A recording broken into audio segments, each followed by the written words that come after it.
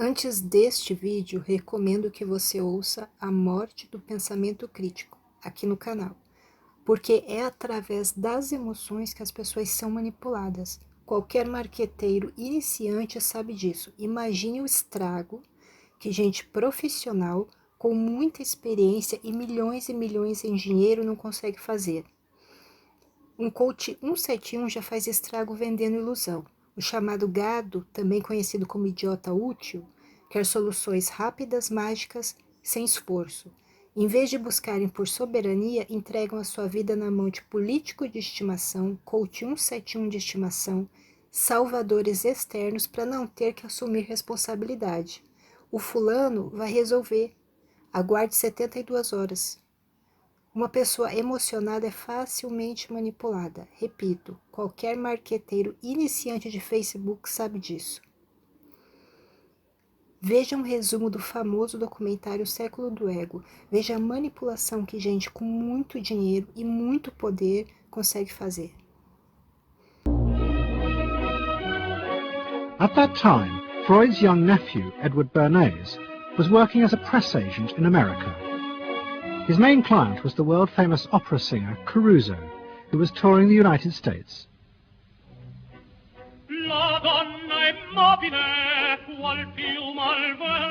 Bernays' parents had emigrated to America 20 years before, but he kept in touch with his uncle and joined him for holidays in the Alps. But Bernays was now about to return to Europe for a very different reason.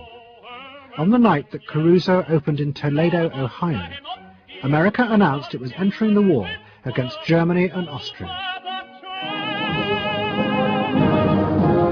As a part of the war effort, the US government set up a Committee on Public Information, and Bernays was employed to promote America's war aims in the press. The President, Woodrow Wilson, had announced that the United States would fight not to restore the old empires, but to bring democracy to all of Europe. And Bernays proved extremely skillful in promoting this idea, both at home and abroad.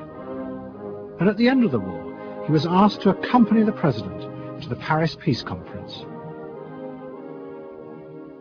Then, to my surprise, they asked me to go over with Woodrow Wilson to the peace conference.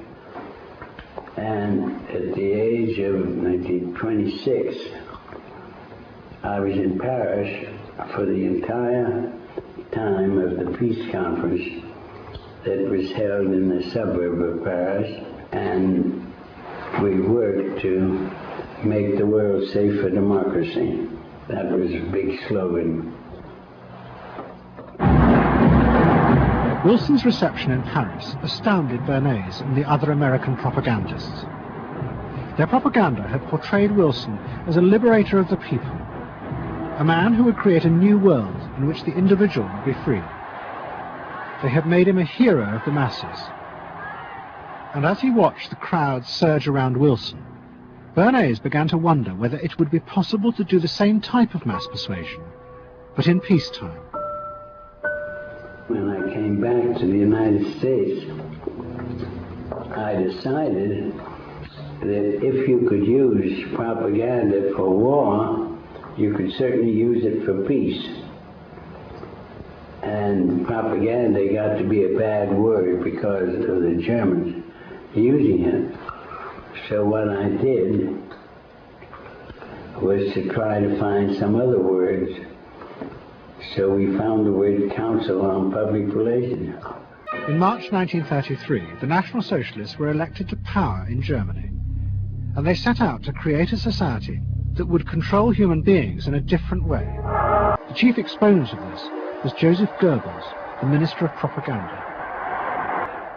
Goebbels organized huge rallies, whose function, he said, was to forge the mind of the nation into a unity of thinking, feeling, and desire. One of his inspirations, he told an American journalist, was the writings of Freud's nephew, Edward Bernays. Politicians were about to turn to Anna Freud's cousin, Edward Bernays, for help in a time of crisis.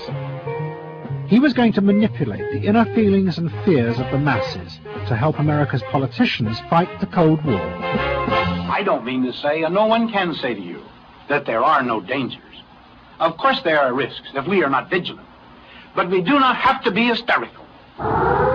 In 1953, the Soviet Union exploded its first hydrogen bomb, and the fear of nuclear war and communism gripped the United States.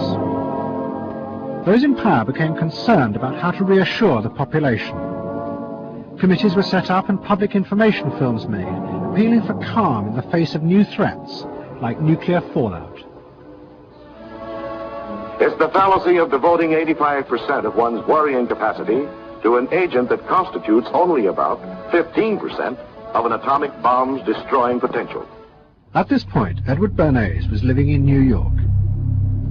In the 1920s, he had invented the profession of public relations and was now one of the most powerful PR men in America.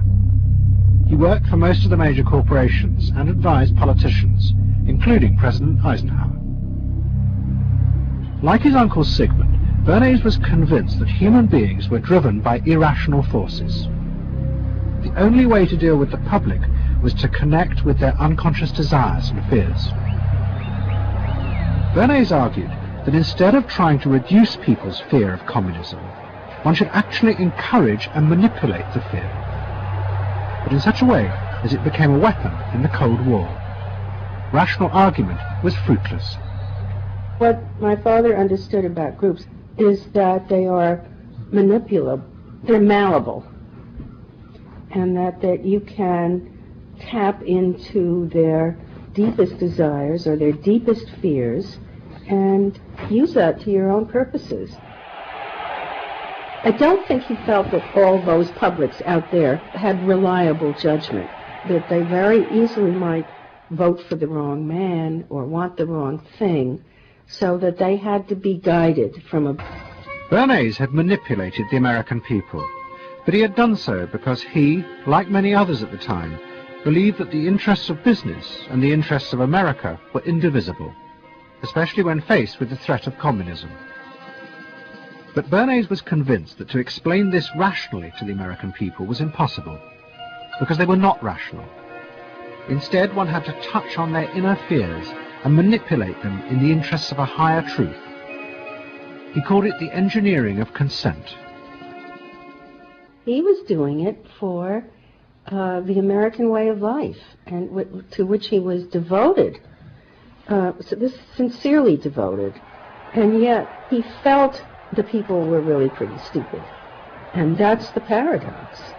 If you don't leave it up to the people themselves, but force them to choose what you want them to choose, however subtly, then it's not democracy anymore. It's something else. It's being told what to do. It's that old authoritarian. We are concerned about the trouble and trend of irresponsible, one-sided news stories plaguing our country. The sharing of biased and false news has become all too common on social media. More alarming, some media outlets publish these same fake stories without checking facts first. The sharing of biased and false news has become all too common on social media. More alarming, some media outlets publish these same fake stories without checking facts first. Unfortunately, some members of the media use their platforms to push their own personal bias and agenda to control exactly what people think. And this is extremely dangerous to our democracy. This is extremely dangerous to our democracy. This is extremely dangerous to our democracy. This is extremely dangerous to our democracy. This is extremely dangerous to our democracy. This is extremely dangerous to our democracy. This is extremely dangerous to our democracy. This is extremely dangerous to our democracy. This is extremely dangerous to our democracy. This is extremely dangerous to our democracy. This is extremely dangerous to our democracy. This is extremely dangerous to our democracy. This is extremely dangerous to our democracy.